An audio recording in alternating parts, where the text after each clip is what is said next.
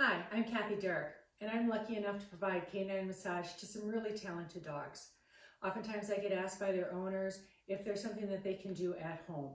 So I've developed a short program that hopefully will help you provide some comfort to your dog, relax some muscles, and then maybe even identify some area that is tender or needs some extra conditioning. As always, if you do come up with one of those areas, make sure that you contact a qualified professional who can help you either with a strengthening program or if you need some injury relief. So we're going to get started right away. This is my dog Rainy, and with anything you want to make sure that you're keeping yourself healthy as well too. So I'm going to give you a little bit in terms of hand positioning. So the first thing that you want to remember is you want to kind of keep your hands in a neutral position. Don't want to crank your wrists when you're moving through your strokes. Keep your thumbs close to your hand. You don't want to open them up and start using them. You kind of leave yourself open to some carpal tunnel at that point. Additionally, when you work on the dog, you want to use either the meaty part at the base of your thumb or your fingertips. Always, you don't need to put a lot of pressure in. Think about it in terms of 2 nickels depth worth of pressure. So you want to make this, again, a relaxing stroke. Leave the deep pressure for people who know what muscles they're feeling, as well as if they're pushing against some type of bony feature, spine, scapula, shoulder, because that can get uncomfortable for the dog. So it's a pretty easy program. It basically goes through the whole dog on each side. I always prefer to have the dog in an off-weighted position, so you will eventually see me position Rainy on her side. I think it allows you to work the tissue a little bit better, as well as you can feel if the dog is guarding, because they'll either pull away from you or you may feel like there's a little lump that you're going over. And again, that's an area that you'd want to talk to somebody else who knows muscle tissue a little bit better. So the first thing that we're going to do is I'm going to have Rainy sit, and we're going to just work the back tissue. There you go, good girl. Sit. There we go. Okay, so this is a great thing to do with your dog at a start line, while you're waiting to get up to the start line, if you're third in line for practice, or at home. So with the dog facing away from you, you're just again going to start with the base of your thumbs, and we're just going to wake up some muscle tissue. So I have my thumbs positioned on either side of the spine, and we're just going to work those back tissue all the way down to the tail. So I am scooping at the muscle tissue and drawing it away from the spine. So we don't want to push on the spine because that hurts. We also don't want to use too much pressure because there are some bony features just outside of the spine itself. Okay. You can do 2 or 3 passes at that. All right. Here, honey, stand. Okay.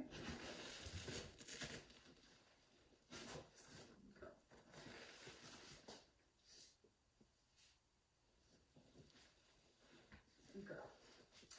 So again, this is something that you can do at home.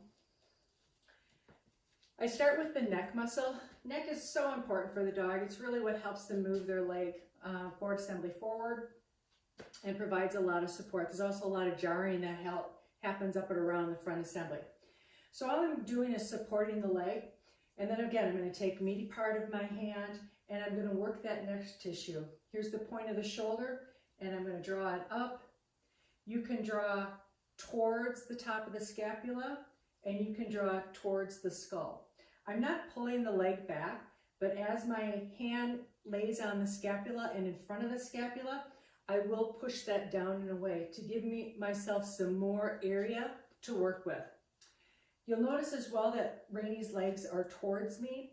I prefer that because I think I have better contact with more of the dog than when I'm on the other side of the dog and I have to lean all the way over the dog to reach.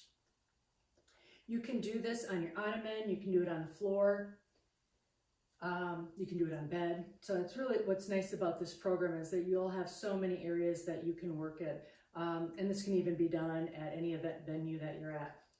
Okay, I'm also again supporting the leg, and I'm going to work the back side as well. So you have really captured both of the trapezius muscles, And then as you draw this forward, the scapula forward, you're also capturing some of those muscles that are behind and underneath the scapula. Okay? So again, you can go either direction, down or up. Okay? The next area that we're going to work are kind of both the legs, front and rear assemblies. So hands up, and you're going to position your hands underneath the muscle. It's really the medial muscles, the muscles that are underneath, that really take the stress in all of our performance events. So I really want to make sure that I'm capturing those. And I'm going to do just a gentle squeezing motion, like you're kneading or squeezing bread. So this is what the motion looks like. And again, 2 nickels depth of pressure. Okay. Also, when the legs are facing you, you can get farther up under the arm and capture more of that tissue. So I'm working in the back of the tricep, I'm working in the bicep, and then I'm coming down and I'm working all those foreleg muscles that are these sensor muscles, and that also work the digits. And you'll work and gently squeeze all the way down to the toes. Okay. And again, 3 to 5 passes. And you can see she's already feeling pretty comfortable considering when I positioned her how nervous she was. And the same with the back. You're going to want to really get up into the crease of that fold and behind all the hamstring and really squeeze out. This should be comfortable and relaxing to the dog. Don't put too much pressure. Also, don't try to get this hip into either flexion or extension by really cranking on the leg. Always keep the leg within normal range of motion.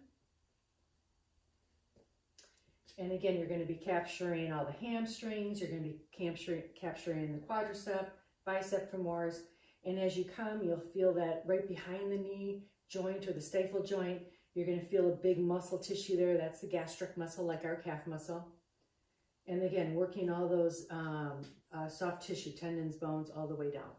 Okay, so we've already captured pretty much of the dog. We've done the neck, we've done the upper back, we've done the legs. Now I want to concentrate a little bit on the carpus, the wrists, the pastern, the toes, the hock. Okay. So what I do here is generally a gentle twisting motion. So all I'm doing is working that joint a little bit, putting it through a little bit of a traction, and then sliding my thumbs across the tissue itself to give a little bit of cross friction. Okay. And you can circle that around. Then, to do a little traction on the toes, you just place a finger underneath the pad of the toe and you're just drawing your thumb down. And you're rounding out that toe digit over your thumb. So oftentimes on slippery surfaces like we've just had in Wisconsin, toes grip a little bit more, and agility on the sand surfaces, you'll see those border collies really use their toes. So this is a good thing to do, is always to give the wrists and the feet just a little bit of going over. I have been told by some vets, if toes are damaged, you will know right away once you start doing some of these movements, because it's really hard for a dog to hide a sore toe. Although they do get ticklish on the back feet. Okay. And again, you can work the same thing, gentle twisting with the hock, and some cross movement. Okay, so now we've covered neck, we have covered arms by squeezing, we have done some wrist work and toe work, and then we're going to do a little bit of back work.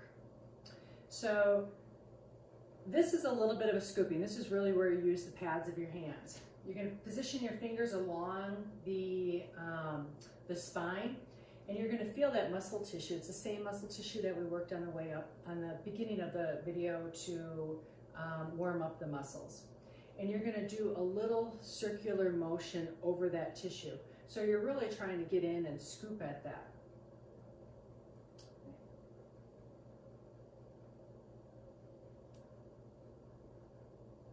And you just start, really I start from the scapula at this point and go down. And do a couple passes there. And then lastly, I'm just going to stretch out that back muscle because that generally feels pretty good for a dog. So I'll place one hand right at the scapula, one hand right below it. and then I'm just going to pull and lengthen the muscles along the spine. And that is the program. So again, pretty easy to capture a bunch of things.